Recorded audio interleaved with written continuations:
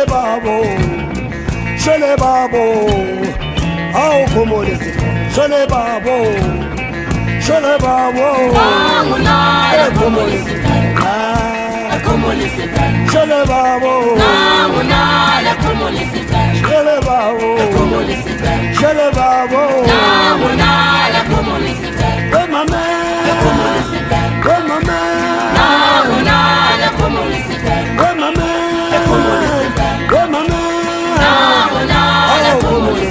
Shele babo, shele babo, shele babo, music corner.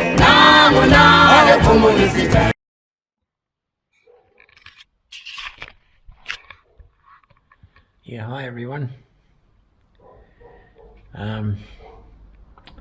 Just winding down a little now. Today's been another sort of rest day, which has been a bit, how shall I put it, frustrating for me. I would have liked to have been on the road, but I had to wait for Allan to come over. Allan Gordon, my tour guide, nice guy, a lot of knowledge. You'll see him at the end of this video. I figure I'll put him in our chats that we had this morning on the end of the video. You can decide if you find it interesting. If not, you know, I'll just tell you what's been going on today and plans for tomorrow. Another one of those nights last night where I was struggling to stay awake. I think it was about 8:30 or 9, and I was watching a video on the band Cream and falling asleep just as Eric and Ginger were fighting amongst themselves. And then I woke up again at about 10 because I was uploading a video and made a phone call back home, and then for some reason I had real trouble sleeping. When I did fall asleep, woke up again and I thought, oh, it must be about dawn, and it was 2 a.m. Stayed up for another hour or two doing some more video and drinking coffee, blah blah, and at 4 a.m. put my head down, went back to sleep until about 6, and Allan came at 10.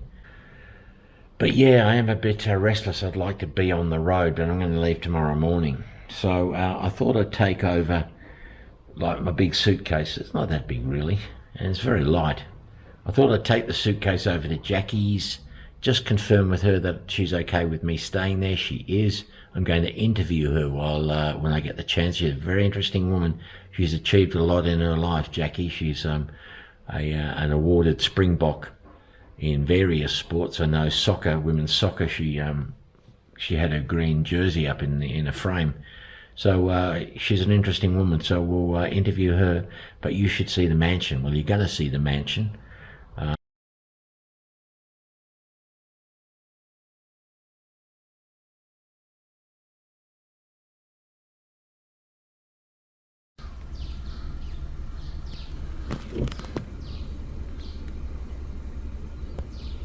So this is how the wealthy white people in South Africa live.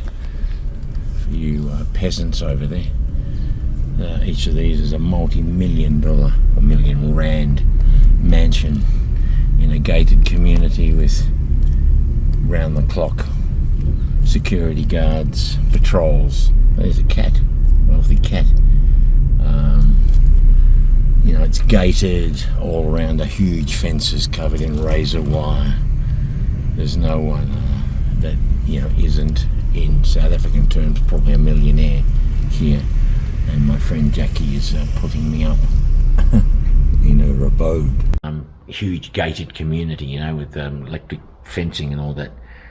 That's where they feel safe in this land these days, if you can afford it.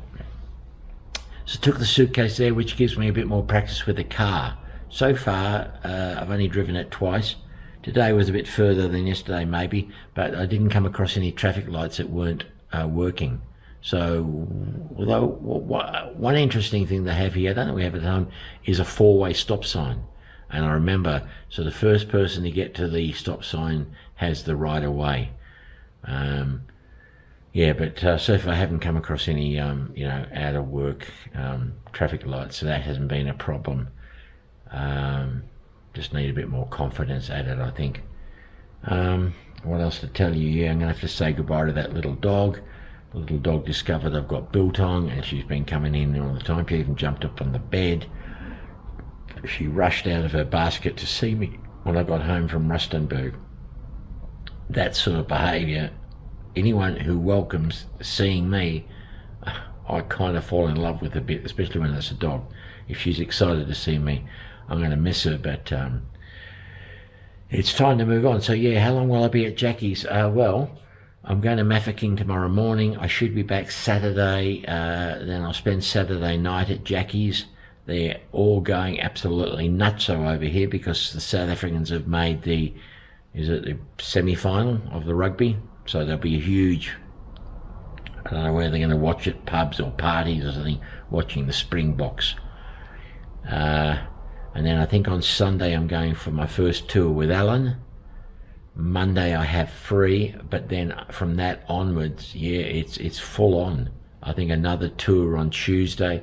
Wednesday I've got to go back up to Rustenburg. That's Wednesday, Thursday. Friday, Thursday I return the car next week. Let's not get too carried away beyond that. So it's all happening. I've been in contact with the Zulu village down south.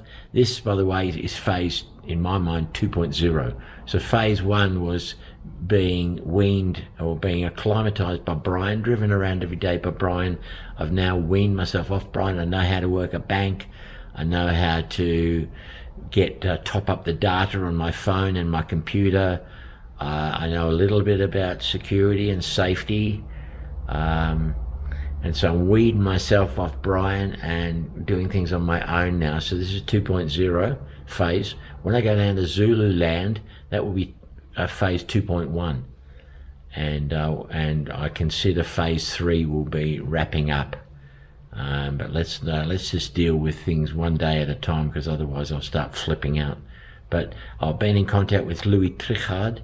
They have a Bushveld Carboneer tour up there. So they're looking into that, organising that for me. As I said, the Zulu village, I made a booking there for, I think they could only help me for 3 nights or 4 nights. Allan today said he knows a guy that down there, near there, that's got a guest house with a blockhouse on it, I think, he said. Buller's Rest paid. I've paid Tony down in Bloemfontein, the Orange Free State. I've paid him more, so he's already paid the accommodation down there. I don't have to worry about that. And I've got a calendar where I write the events and all that, and to be honest, they're filling up. I don't have very many days free. So okay, so so you watch as much of or as little as you like of me and Tony talking about the Boer War and things we can see and things we can do, and I'll let you know in the morning how things are looking for leaving the guest house. Over and out.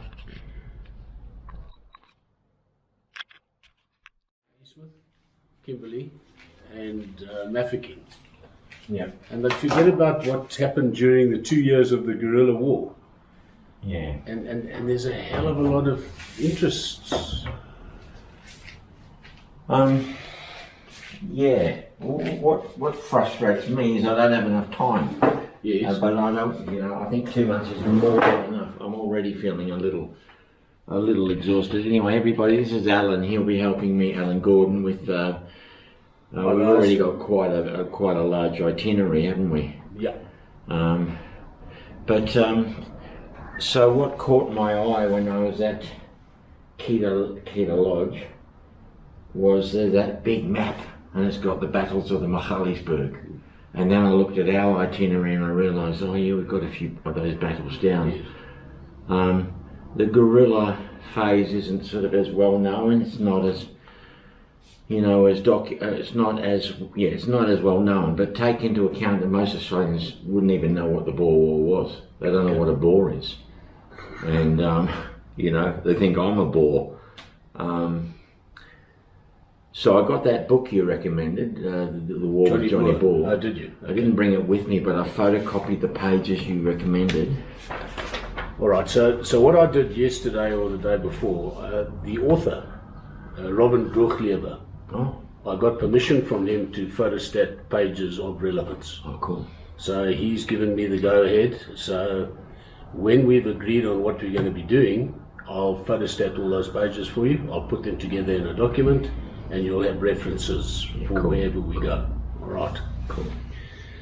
So, I think we've agreed on a couple of days. But what I wanted to do with you is just to show you. This is a map. It's called the Jeppe maps of 1890. Wow. So these maps here, and you can see I've cut and pasted and whatever. You showed an interest in Wilmantrust. Yes. Okay. There's a Battle of Brakpan. Okay. Wow. There's Bushmanspruit. There is Barkenlaagte. Now, I don't know if you're aware, but That's not the Brakpan I grew up in. no. Because it was a battle every day there. I'm sure there was, yes. Okay, so I'm sure you're not aware, and that's why I have photostated these pages for you. But Scottish Horse, the regiment of Scottish Horse, the 2nd Scottish Horse, Know a bit about them, yep. were sourced. Half of them were sourced in Melbourne. You know. Yeah. Okay, so I've copied that. I know a little bit about Now them. they were very involved here at Barkenlaagte. Okay, so that's why I need to know what you want to do. So my proposal, and I'll put it down, we've kind of agreed to a couple of dates which I have changed. Oh, right. I haven't changed the dates, I've changed what we're going to be doing. Oh, okay. So those are the days. There's a 2-day tour. There are 2 single days. So one will be this Sunday, Yeah, got it. 22nd in Magaliesburg. Yep. Then we're going to go to Heroes Acre, Breaker Morant. That'll be on brilliant. next Tuesday, the 24th. You've got it down there, the 24th. So I haven't changed the dates. I've just changed what we're going to be doing. So we're going to go to Breaker Morant. We're going to go to Diamond Hill. We're going to go to Bella Bella, or Warm Bars, where the 2 VCs were won. Cool. Then on the Thursday and Friday and Saturday, we're going to go the two-day trip. Yep. Okay. Yep. And then what I'm doing is I'm suggesting that what we do is we spend 1 day. So I'll come and pick you up. You tell me which day suits you, and we'll go to those 2 cemeteries. So there's a cemetery in Middelburg, and I'll show you. I've got some very interesting stuff for you in Middelburg. And there's a cemetery in Primrose, where there are lots of memorials to Australians. Sure. Oh, great. Okay, now if you just take 2 minutes and have a look at that, which I knew nothing about, but I uncovered in Middelburg 2 weeks ago. And I can leave this with you. I mean, it's not. Yeah, that's brilliant. Love it. Absolutely love it. Now there they talk about Bushmanspruit, which is that there. Yeah, So yeah. Bushmanspruit and Brakpan are linked. No, okay. Okay, These look new. they are. Okay. So you can keep those. Okay. So what I'm suggesting now, this little trip will take the day. So it's about 6.5 hours. So I'll come pick you up and whatever. I think we've agreed on a price for that. We can agree on a price for that. I mean, we'll just go back to my daily rate for that. And then once you've done this, you can decide what you want to do here. Yeah, Okay. right. So I have kind of on page 2 here. I've got Wilmansrust, I've got Brakpan, I've got Renosterkop, and I've got Oh, Barkenlaagte. yeah, Renosterkop interested me. Yes. So I don't know how many days you've got open there, but you can certainly let me know. And even if you want to do it when you get back here at the end of November, or not the end of November, but before you go back to Aussie. So I've got 1, 2, 3, 4, 5, 6. I've got just over a week when I get back from the Free State. Okay. But, you know, I'd like to do that 1 dayer before I go, perhaps. But, Yes. yeah, let me think about that. Okay. All right. Well, that's fantastic. Okay, so, and I can leave this with you. So what I've done is I've pulled out those who are interred at Middelburg. So I've done all the casualties for Oh, you. that'll be all the Wilmansrust. Yeah. And then I've pulled out all the Primrose. Oh, wow. Okay, so that's Barkenlaagte. So what I do, Folks, this is where we'll find the body of Billy Smith from Sutton Grange. young Billy. So this here is a book which I don't know of anybody else in South Africa who's got this. There he is, Private W.A. Smith. Oh man, because I want to give a talk to the people in Sutton Grange. Say, this is where your son is buried. This is the place he died. I'll show you one of the videos I did on the Sutton Grange and how they found the portrait of him in the garage sale, stained with water. And someone said, we should rescue this, and they've got it in the community hall. And I was bugging them, saying, I want to see the portrait, show me the portrait. I had to wait till Anzac Day when they put on the Anzac Day memorial service, yes. And they said the hall will be open. So we went along and anyway, there it is there. So this book was written by a lecturer in Perth, believe it or not. So it's every single casualty of the Boer War. British and Boer? No, just British. Look how many are dead. Yeah. No. Oh. It's prisoner of war, injured, Wounded, yeah. and killed. Wow. This is not in electronic format. So for me to pull out those casualties, I've got to go through every single line item. And it takes me, it's a labour of love, that's all I can tell you. So what I've done is so these are casualties for battles. So Kalkierbel, Buffelspoort, there was a guy, Victorian Mountain Rifles, who was killed there. Okay, Buffelspoort, he's now interred at the Rietfontein Cemetery where we're going to be going on Sunday.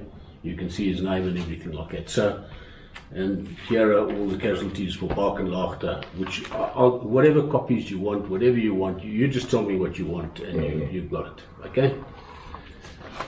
Wow.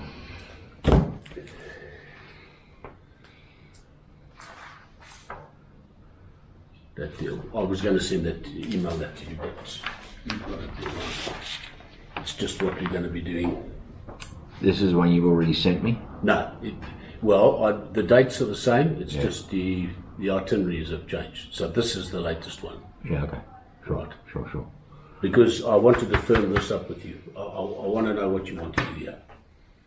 You know, and I don't know whether this is possible, but my friend they live in Brackpan. I went to school with him. I lived here 5 years when Dad got a job we came from Australia on a ship in those days in 1971. It was like, no offence, but for me it was like stepping back into Nazi Germany. Yes. I couldn't believe the level of militarism, I suppose. But anyway, we won't go down there, but Brackpan was a real hard learning curve.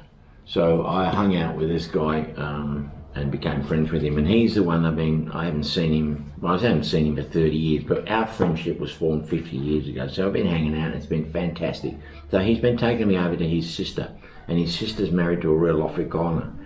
And so I was asking the Afrikaner about Pretoria, and he started rattling off, oh yeah, there's a fort in Pretoria, you turn on, you go, it's on top of the hill, and there's the armoury, and there's and I was interested in that.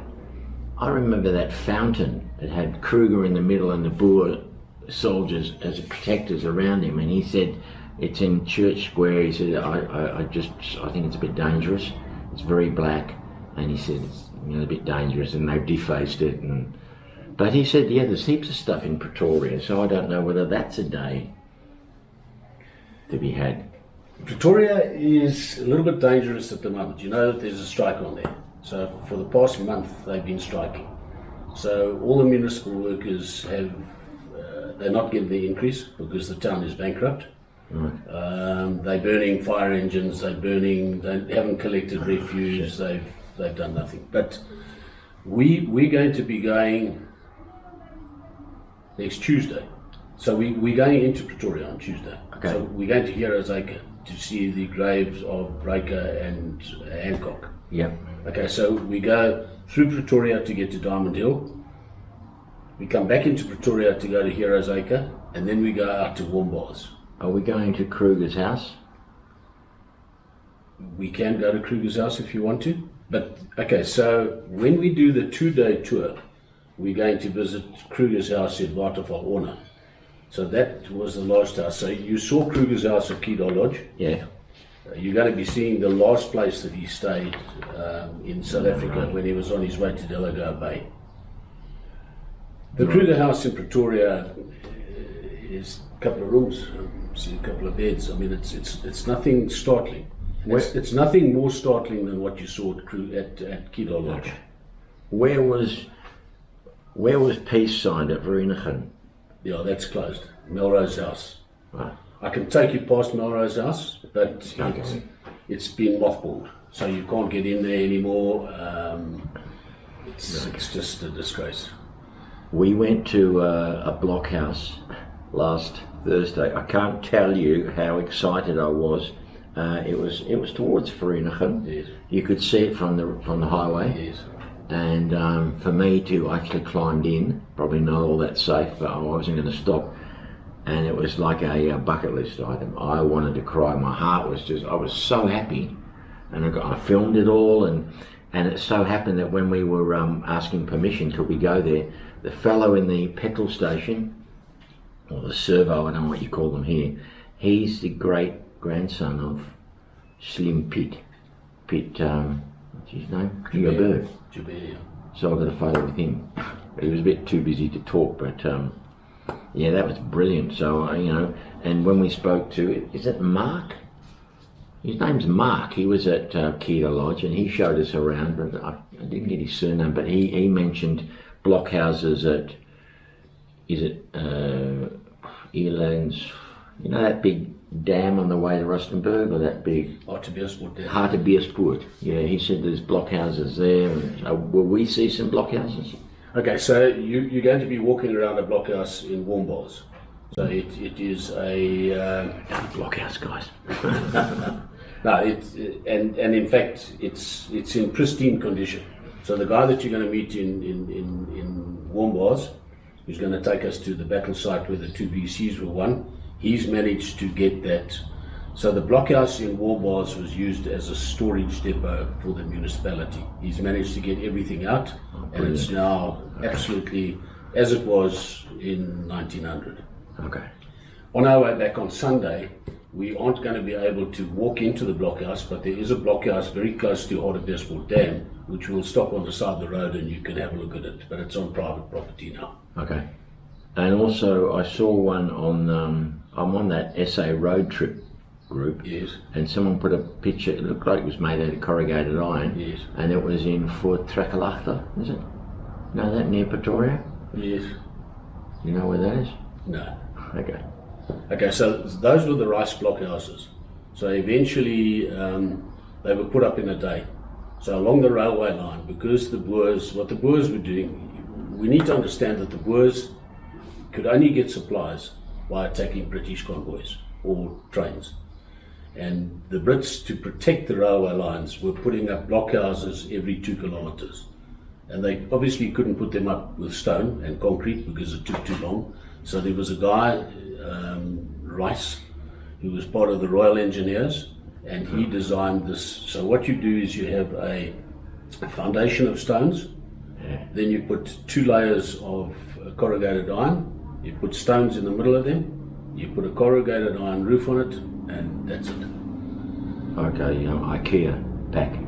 So when you meet with Pat, there is a replica of a rice blockhouse in Ladysmith. Oh, okay. Speak to Pat. Pat will know. It's on a private. It's you can actually stay there overnight at the guy's guest house, and then he's got this museum. Brilliant. Yeah, I'll try and find out his name for you. Okay.